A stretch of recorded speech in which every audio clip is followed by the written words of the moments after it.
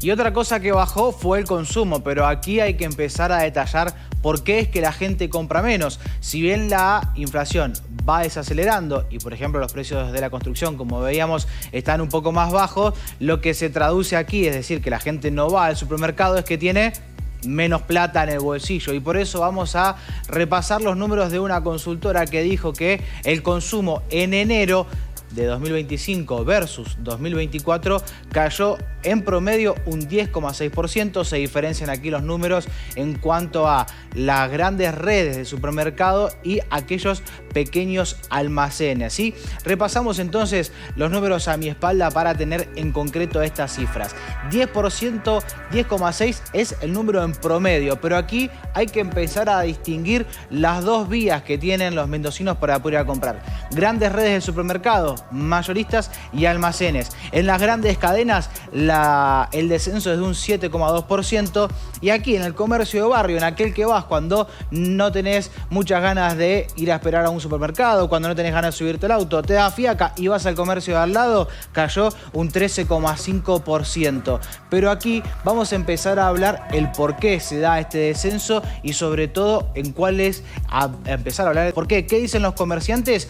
Pero de aquel del barrio.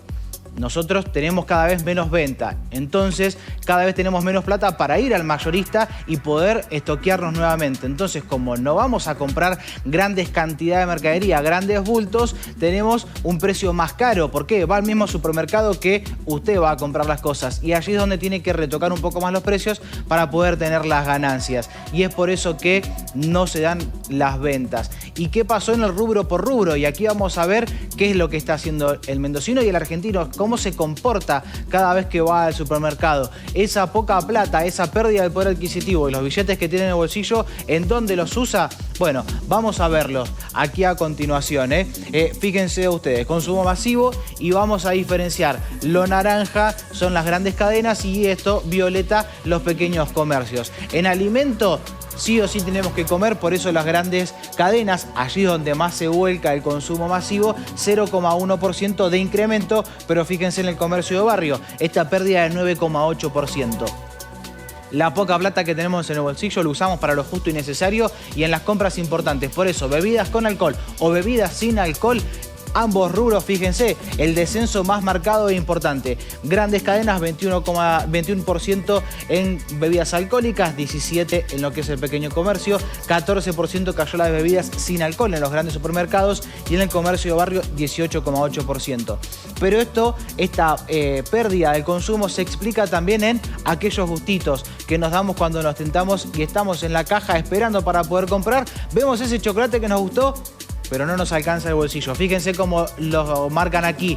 Las compras impulsivas, esa de último segundo, cae 14% de las grandes cadenas, y si no vamos al comercio chico y la vez que vamos compramos lo justo y necesario, menos vamos a gastar en un chocolate.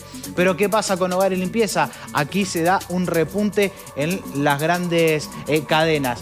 Porque hogar y limpieza tenemos que seguir limpiando, tenemos un aumento de 3,2%, y después en los alimentos perecederos aquí un 2,7%. Pero fíjense la caída de 16,3% en el comercio de barrio, que nos vamos a ir a comprar el detergente porque está más caro, y lo mismo pasa con aquellos alimentos perecederos con una caída del 4,8%.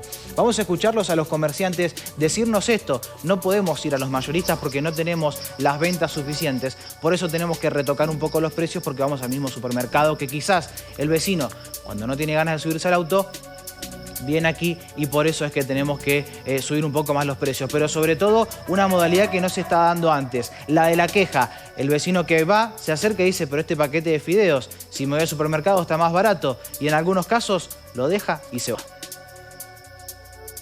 La verdad que las ventas cayeron bastante, no sé si un 10%, diría que inclusive más.